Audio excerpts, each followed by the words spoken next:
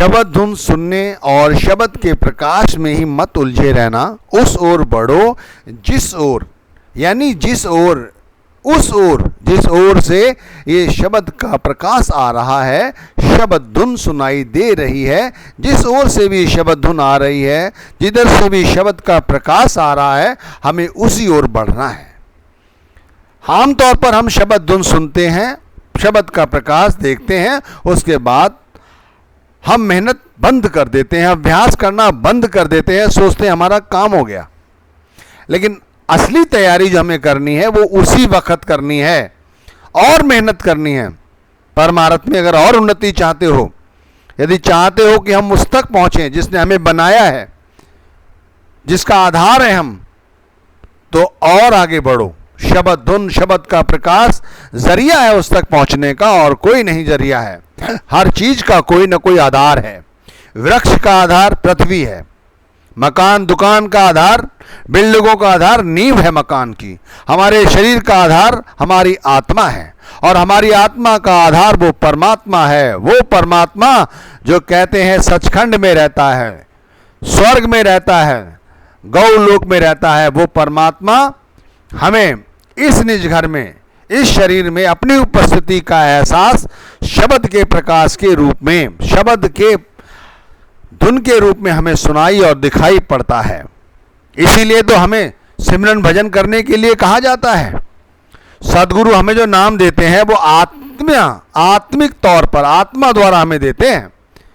आपको लगता है वो बैठे हैं सामने और हम सभी लोग उनसे नाम ले रहे हैं, ये वर्णात्मक नाम है। जो लोग वर्णात्मक नाम की तरह उसे लेते हैं वो मन द्वारा ले रहे हैं, उन्हें कुछ समझ नहीं आता। मेहनत मशक्कत बहुत करनी पड़ेगी तब उन्हें समझ आएगा। और उन्हीं जिज्ञासु में कुछ ऐसे जिज्ञासु बैठे होते हैं कि सदगुरु नाम देते हैं और उसी समय उन्हें ये शंख, ये घंटे, ये धुन सब सुनाई पड़ जाती है, और फिर आपस में जिक्र करते हैं तो कहते हैं तुम्हें कैसे सुनाई दी, मुझे क्यों नहीं सुनाई दी। तो भाई इसमें उनके प्रारब्ध कर्मों का लेखा जोखा है, उनकी तैयारी ऐसी है आंतरिक तौर पर। इसी तरह आंतरिक तौर पर ये शब्द का प्रकाश, ये शब्द की धुन हमें अपने अंतर में सुनाई देती है। हमारे शरीर का आधार आत्मा है, आत्मा उस परमात्मा का अंश है। उस परमात्मा तक पहुंचने के लिए जो परमात्मा ने अपनी उपस्थिति का आवास हमारे अंदर कराया है, शब्द धुन के रूप में, शब्द के प्रकाश के रूप में हमें उस ओर बढ़ना है। वैसे भी तो हम अपनी आंखें बंद करते हैं, गुरु नाम का सिमरन करते हैं, उस समय जब हमारे दिमाग में ख्याल आता है हम उसी ख्याल का पीछा करने लग जाते हैं। एक कहानी बनाने के बाद दूसरी कहानी, दूसरी के बाद तीसरी, तीसरी के बाद चौथी, इसी तरह सारा वक्त सिमरन में हम बैठे तो सिमरन में होते हैं, लेकिन ध्यान दुनियादारी में पड़ा होता है।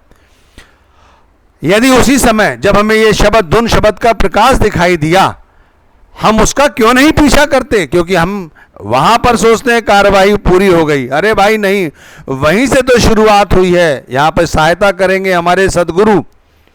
कैसे सहायता करेंगे?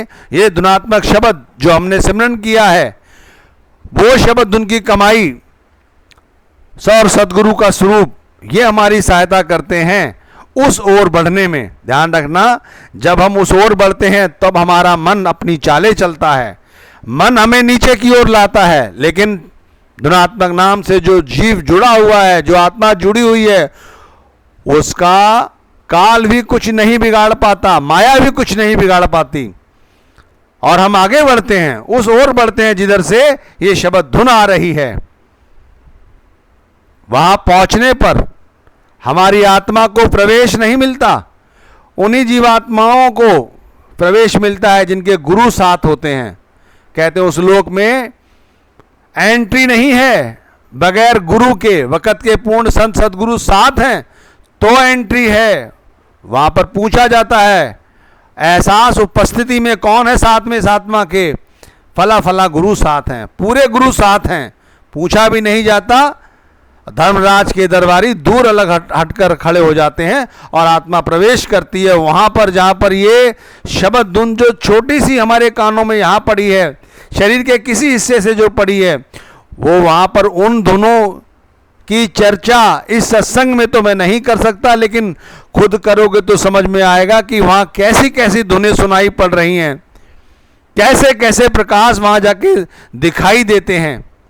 सचखंड ऐसे ही नहीं कहा गया है उसको, हर खंड में सच समाया हुआ है, इसीलिए सचखंड कहा गया है। परमात्मा वहां रहता है, ईश्वर वहां रहता है, इस आत्मा का स्वामी वहां रहता है, और उस तक हमें ये केवल शब्द धुन ही पहुंचा सकती है, शब्द का प्रकाश ही पहुंचा सकता है। तो इसीलिए केवल शब्द धुन सुनकर, केवल शब्द का प्रकाश देखकर इसमें मत उलझे रहना, आगे बढ़ो, उस ओर बढ़ो जिस ओर सदगुरु बढ़ने के लिए कहते हैं।